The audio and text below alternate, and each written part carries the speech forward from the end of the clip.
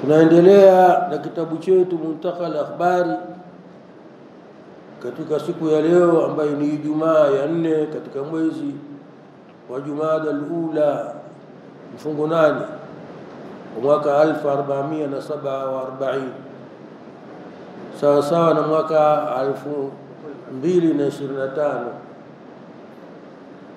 Leo tupo hapa katika ukurasa wa 537 wa kitabu changu hiki,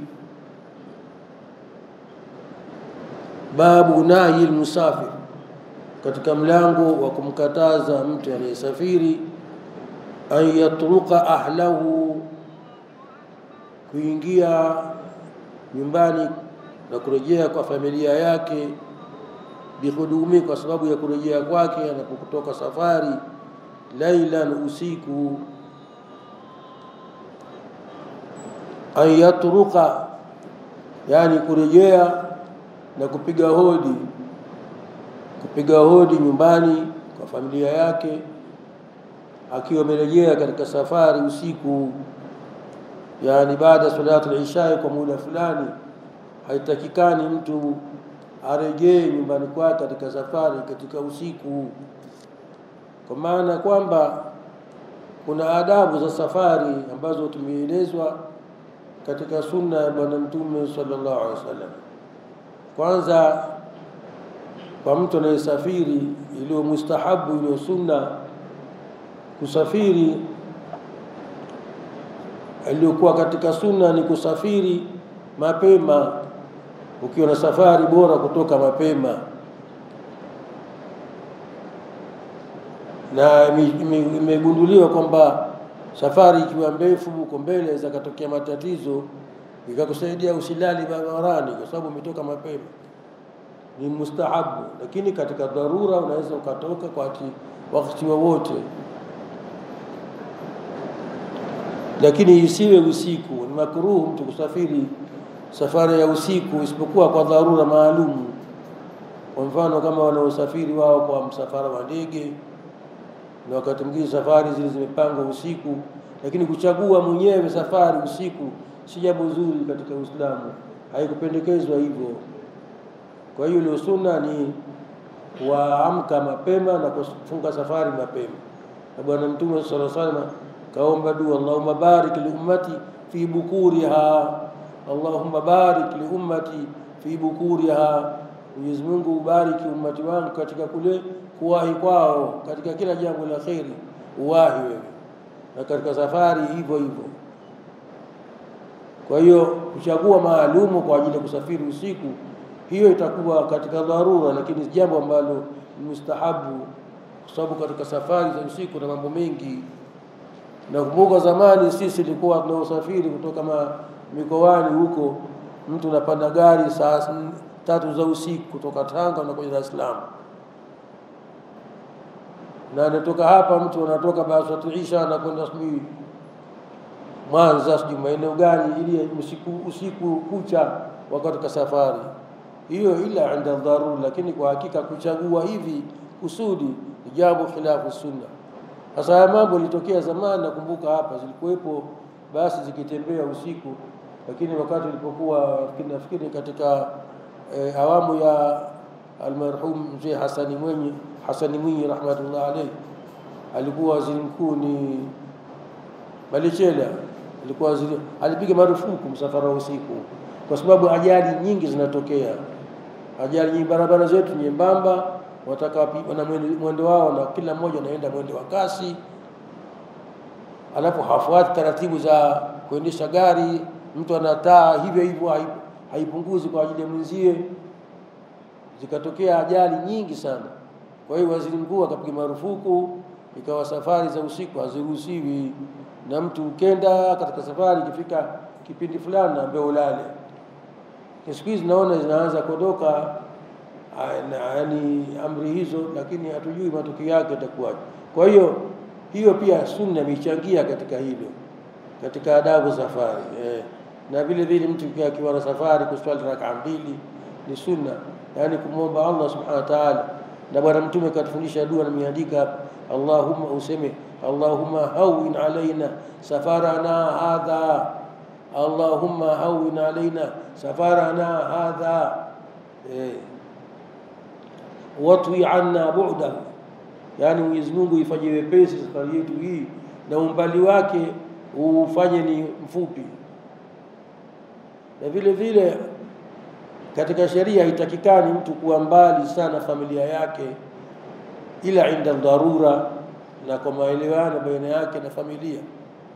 Haitakikani kuwa mbali sana familia yake kwa sababu ambazo si za lazima, basi tu kakae mbali huko, sijui ukafuate mechi, sijui kitu gani, muda karibu mwezi mzima uko mbali na familia yako. Hii ni khilafu sunna. Ile ikiwa safari ambayo ina dharura na pia kuna maelewano baina yako wewe na familia yako. Na pia kuna utaratibu, mtu alipokuwa kasafiri kwa muda mrefu akirejea nyumbani hatakikani awe anapiga hodi nyumbani kwake usiku, kwa maana saa 6 saa 5.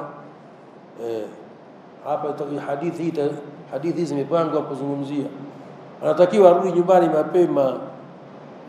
Ikiwa amechelewa mpaka usiku huo, basi ubora halakale msikitini, akale msikitini. Sasa shauri yako tena kutaka yaone msikitini au sio hamisi, lakini msikitini kuna vituko, lakini upange taratibu. Sasa ngapi utafika, na ataeleza kwa nini. Miongoni mwa hayo ni kwamba unaikera familia. Manake ukiamka ukifika nyumbani unataka uandaliwe chakula, na watoto wote wataamka, familia nzima itaamka, usiku wote utakuwa umepita katika kukaribishwa wewe tu. Wataendelea saa ngapi? Wana asubuhi watakafanya shughuli zao. Hasa kipindi chetu hiki, naona bwana, familia ina majukumu ya kufanya asubuhi. Wewe utakuwa milala mpaka saa 4 kama umewahi kusali subhi, lakini familia inaamka asubuhi pengine na watoto na hivi. Lakini kuna sababu nyingine za kisheria. Siku hizi kuna matatizo, waweza kufika hiyo saa 6 za usiku hata wewe huko watu hawalali, ni mitandao tu, nyumba utaona mataa na waka mpaka saa 7 za usiku, watu mitandao tu, yani mzungu kajua kutupata kulikweli. Kaanza kwanza kuletea watu kwanza sinema, ikaa kila mtu ataka kuiga mambo ya sinema, familia zikanagombana kwa sababu ya sinema. Naona haya, kaondoka kaja video. Sasa video nakumbuka mwana mmoja tulikuwa tunasali naye kule Tanga, analamika sema familia gani tulizonazo sisi hizi, yani ukifika baada ya Isha upewe chakula, watu wanaangalia mchezo tu kwenye video. Yakaondoka video yakuja kwenye makubwa zaidi ya mitandao. Sasa unaona bwana, subhanallah. Yani wewe mgeni, wewe mwenyeji umefika, unakuwa kama mgeni nyumbani, una naye kujali watu. Kuna mchezo wa Uturuki mpaka uishe. Inna lillahi wa inna ilaihi raji'un. Mashaki makubwa sana. Sasa bwana Mtume anatufundisha utaratibu wa kisunna ulivyo kwa sisi waume, ili pate kuwa familia inaishi kwa salama na kuondosha kidogo na kupunguza mizozo. Ndio akasema babu nahyi musafiri, kumkataza msafiri ayatruka, yani kwenda kuingia. Atruka maana kuingia na kupiga hodi watu wake, familia yake, bighudumi, kwa sababu ya kuja kwake nini, ulaila, usiku. Itaeleza muda gani atakiwa. Mtume sasa alikuwa akiingia usiku bwana, hapigi hodi nyumbani kwa mkewe bwana, anakaa analala msikitini. Na tutaeleza hadithi hapa, akitoka bwana Mtume anatoka mapema sana katika safari, na akirudi pengine anaswali Dhulhulaifa pale, pana msikiti ulikuwa katuo, anaswali pale. Baadaye au kama kuna msikiti limradi pale katika Dhulhulaifa, anapitisha usiku hapo, kisha ili aingie mapema nyumbani kwake, kupunguzia taabu kwa familia yake. Maana bwana Mtume alikuwa ni hodari kukaa na familia. Sasa leo tuendelee na hadithi hii ambayo ni 3319 kwa kitabu changu hiki, lakini wengine kwao ni 2814 na wengine 2814 vifanana, ila kwangu 3319 katika ukurasa 637 kwa kitabu changu hiki Muntakha al-Akhbar. Wengine kwao 6209 na wengine 505 kwa mujibu wa chapa za vitabu. Hadithi hii عن أنس بن مالك رضي الله عنه قال إن النبي صلى الله عليه وسلم كان لا يترك أهله ليلا. Ilikuwa bwana mtume sallallahu alaihi wasallam akienda safari akirejea apige hodi kwa familia yake, kwa mkewe usiku ile ambao watu wamekuwa wamelala wamepumzika. Wakana yaatihim, na ilikuwa akija pale kwa nyumbani kwake kwa familia yake, alikuwa akija ghudwatan, asubuhi mapema, au ashiyatan. Ashia ni kabla al-isha. Imefasiriwa neno ashia, ghudwatan ni baada salati subhi, asubuhi mapema. Lakini ashiyatan umefasiri ima itakuwa maana yake baada al-maghrib mpaka isha, katikati hapa kipindi hicho, au kabla hapo itakuwa mapema. Lakini wengine kasema ana ashia ni kuanzia wakati jua limepinduka dhuhuri mpaka isha, kile kipindi chote kinaitwa ashiyatan. Lakini hapa wamekhtalafiana wazuri. Al-Hafidh Ibn Hajar yeye kachagua ashia hapa kwa maana kipindi cha magharibi mpaka isha katika Fathul Bari. Lakini Badruddin al-Aini katika Umdatul Qari yasema hapana, ile raji hapa kipindi cha dhuhuri kile baada ya jua kupinduka mpaka isha. Wanazoni wanajua Al-Hafidh Ibn Hajar al-Asqalani rahmatullah alayhi na Badruddin al-Aini mwenye Umdatul Qari ni watu walikuwa na uhusiano fulani wa kikaraba na wameishi katika wakati mmoja. Huyu anafuata madhhabu ya Hanafi, huyu mwenye Umdatul Qari sharh ya Sahih Bukhari, na mwenye Fathul Bari anafuata madhhabu ya Shafi'i rahmatullah alayhi, na wote ni muhaddithin. Alikuwa akitaka kutunga kitabu asikiza muziki akasema nini, hii kwa bakti Al-Hafidh Ibn Hajar kapata sifa kubwa sana kuliko huyu Badruddin al-Aini. Lakini naye kitabu chake pia hicho sharh ya Sahih Bukhari Umdatul Qari muhimu kwa nacho. Sasa wanasema kwamba hapa Anas bin Malik radhiallahu anhu anasema alikuwa bwana mtume haingii usiku, yani saa 5 za usiku zamani, saa 5 za usiku muda mrefu, wala au saa 6 za usiku. Akija anafanya kila utaratibu asiingie usiku.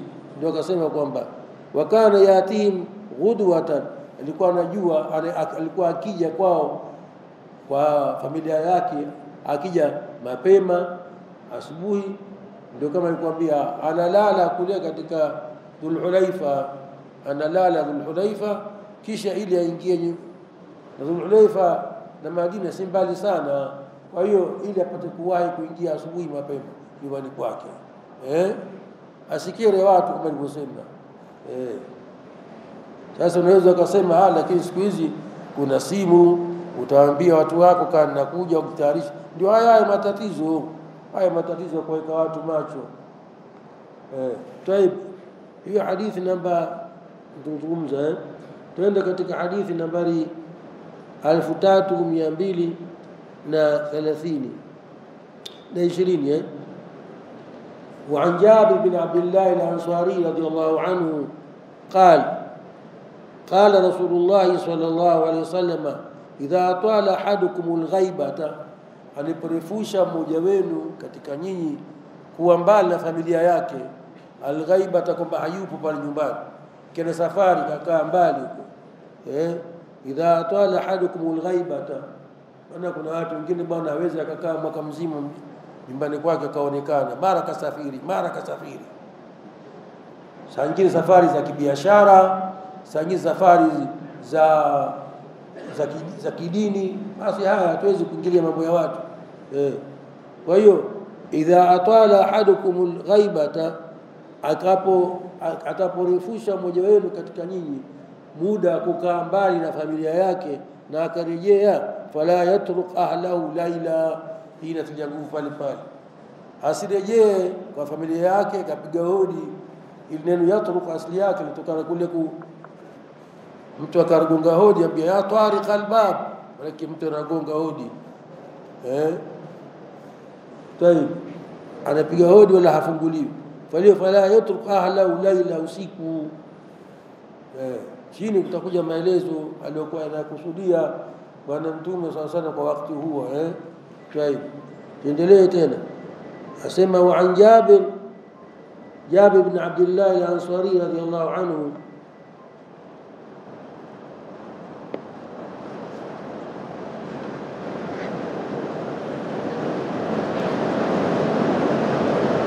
قال رسول الله صلى الله عليه وسلم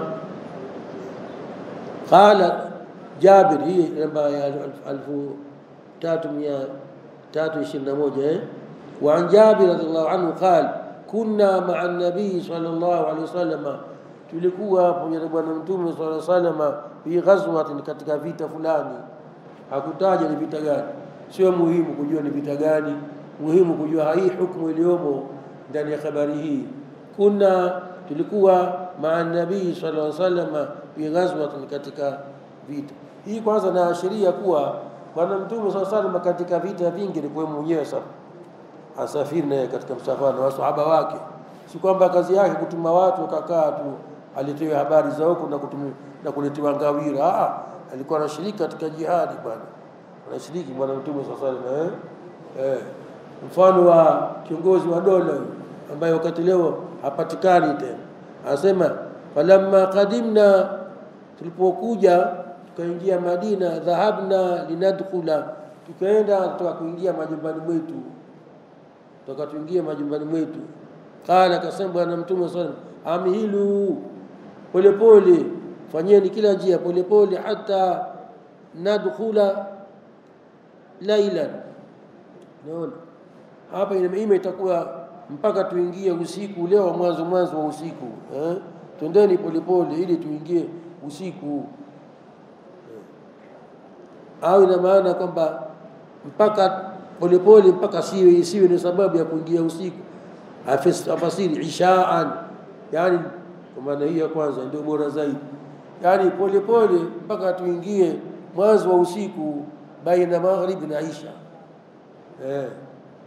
Baina maghrib na isha. Na utaratibu wa maisha tunaishi sisi leo na zamani tofauti. Siku hizi isha imewekwa saa 2, wengine saa 2:30. Zamani ilikuwa hakuna utaratibu wa saa, unaangalia muda kwa magharibi shaingia saa ngapi na muda gani inatoka magharibi inaingia isha. Usione ajabu watu wakaswali saa 1:30. Sishaingia isha tayari, watu warudi nyumbani kwao. Lakini leo watu wamehadaika na hizi na umeme, basi na mtu anakaa paka lazima saa 2. Kama kuswali saa 2 wewe, watu wengine watakaokuja watakuta swala ishaswaliwa. Watu wengecheki muda tu bwana, cheki muda. Hali leo unavyoona usafiri na nini, kwanza kuna mabomu nataka swali saa 2 mtaweza wapi? Lakini kumwambia jamani, tubadilisheni utaratibu huu, hali ilivyo si nzuri. Wakati mwingine hali ya hewa kipindi hiki kipindi cha mvua na jamani, haidhuru muda ushaingia, magharibi ishatoka, isha si waswali watu bado, wataka lazima swala. Yani umeshazoea kumfuata mzungu mpaka katika ibadati bwana. Ukibadilisha ratiba, mwisho umekuwa wengine lazima swala ya dhuhuri iswaliwe saa 7, lazima saa 7 ndio iswaliwe taratibu, mpaka mikoa swala ya Ijumaa kutwa zimekuwa refu. Sasa mtu anaanza kutuo kuanzia saa 6:15 mpaka saa 7. Wala wewe dakika 45 mtu anahutubu tu, mtu vipi? Sio ataumwa na miguu. Ili nini? Apate kwenda sawa sawa saa 7. Kwani hii bana hii ni trade, watu lazima ingie kwa muda maalum unapanga bwana, au nini? Watu wanaweza kubadilisha muda tu bwana. Kama wakati kama unaingia mapema, basi saa 6:15 khutba ianze, 7 kasoro kazi imekwisha. Watu waswali, lakini lazima on time ifike saa 7 ndio watu waswali. Vitu kama hivi kwa hakika vinachanganya watu sana, kuonekana kwamba watu hawana utaratibu mzuri. Kalenda ipo bwana, imeambiwa adhuhuri inaingia saa ngapi, magharibi inaingia saa ngapi. Tafuta utaratibu wa kalenda, fuata utaratibu wa kalenda. Sasa hapa ukiambiwa hivi, ujue kwamba usiku huo ni usiku mwingi, hiyo isha ni muda mrefu wakati huo. Naona bwana tayari. Na katika fikhi zetu nisema sisi wakati gani inaingia isha. Ukiangalia huko wingu lilishaondoka tayari, na wingu jekundu hali inaonekana tena isha ishaingia. shaingia. Sasa tunasema idha ata asema kunna ma'a an-nabii sallallahu alayhi wasallam fi ghazwatin, katika vita. Kisha falamma qadimna, tulipokuwa tunakuja sasa, dhahabna, ikawa tunakwenda, linadkhula, ili tuingie. Faqala, kasema bwana mtume, amhilu, pole ndeni, msifanye haraka sana, hata nadkhula laylan, mpaka tuingie kipindi cha Isha kile. Wale sawa sawa kuingia muda huo, utakuta watu bado wako macho. Akasema kwa nini anafanya hivyo? Anaeleza hikma yake Allah subhanahu wa ta'ala alimfundisha. Yani bwana mtume anaeleza hikma aliopewa ilhamu na Allah na wahi na bwana na Allah subhanahu wa ta'ala. Sema likaitamtashita ash-sha'ithatu, ili nini? Aweze kujichana chana nyele mwanamke alikuwa amekaa matimtimu hivi, ajitayarishe kwa mumewe, sasa leo atakuja. Kisha watu watastahidda almughibatu, na atumie kiwembe yule mwanamke ambaye muda mrefu mumewe hayupo. Wanawake wa Kiislamu katika maeneo yetu haya mpaka leo mila hizo wanazo, kwamba wao leo akaambiwa mumewe yuko njiani na kuja, anabadilika, sivyo ndivyo unavyoona kila siku. Kuna wanawake wengine nao wakisikia kumbe mume ataingia kesho, anajipaka hina kama nyele kupaka mafuta, ili mradi mume atakuja. Ndio taratibu, asije mume akamkuta mke mchafu, wenda akamchukia. Hizi ni sababu za kutaka kudumisha uhusiano mzuri baina mke na mume. Sasa kidogo ile namba ile hadithi, rudi nyuma angalia kama anafutakana mwanamke anapokuwa na mumewe vipi. Ana mangapi nilisema ni nyuma tulisoma hadithi katika kurasa wetu tulisoma hadithi sisi 530. Hii inaelekea ina uhusiano maelezo haya tuliyotoa. Aliposema bibi Aisha katika 530, ukisherejea katika hadithi 3272 anasema bibi Aisha radhiallahu anha, kanat imraat Uthman bin Mad'un radhiallahu anhu, mkewe ilikuwa kazoea sana kuja. Kwa nini? Kwa bibi Aisha radhiallahu anha. Walimazi ilikuwa tatakhadhabu, anajipaka hina, wanatayamu, ajisema nukato. Baada fatarakatuhu, baada muda kaacha. Fadakhalat alayya, anasema bibi Aisha, huyu mke wa Uthman akawa utaratibu ule wa kujipamba vizuri akaacha, akaingia kwangu, akamkuta vingine sasa mchafu. Fakultu, nikamuuliza. Bibi Aisha anasema nikamuuliza huyu mke wa Uthman bin Mad'un radiyallahu anhu, anasema amushhidun am mughibu, yani yupo hadhir mumewa hapa au kasafiri, yupo au hayupo? Maana tunakuona mchafu kwa kawaida mwanamke kwa anajiweka mchafu ikiwa mume hayupo kasafiri, sasa ajipambe mpambie nani? Sema fa akhba ndio na nimesoma hadithi faqalat mushhid, bibi yule akasema yupo hadhir.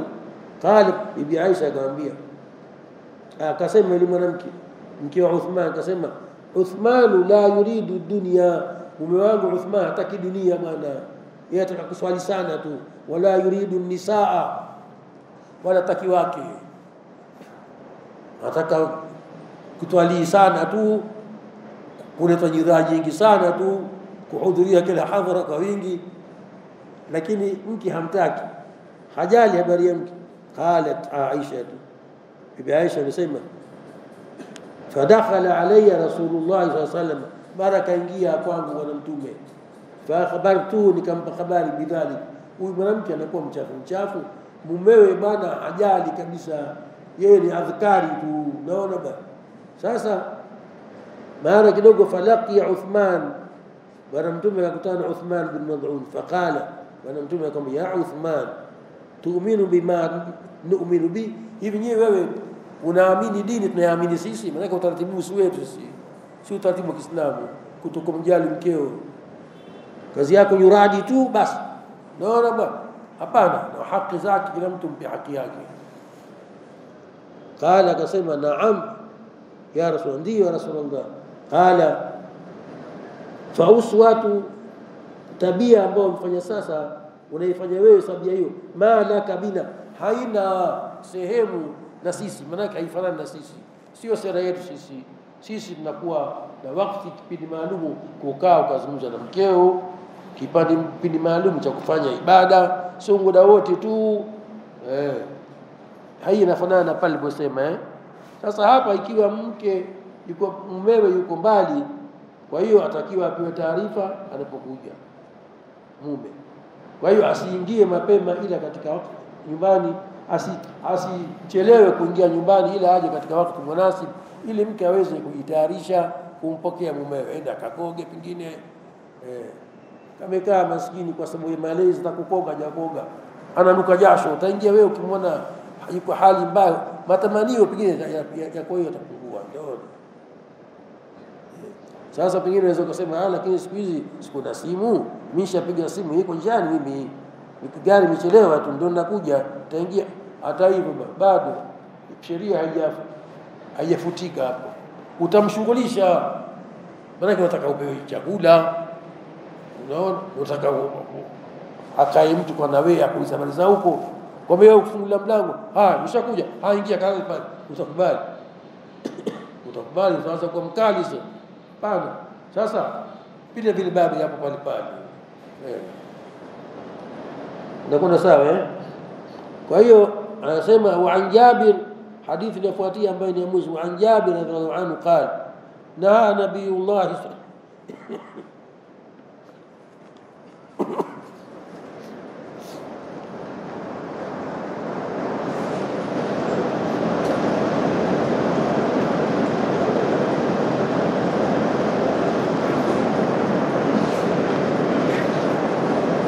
naha rasul nabiyullah sallallahu alaihi wasallam an yatruqa ar-rajul ahlahu layla, amekataza bwana mtume sallallahu alaihi wasallam kwa mwanamume kuingia nyumbani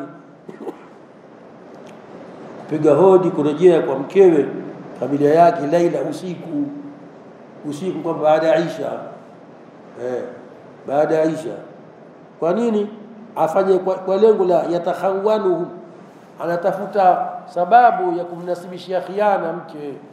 Ataka muangalie, ngoja muangalie, mingi safiri anakuwa peke yake nyumbani au kuna mtu anakuja jirani.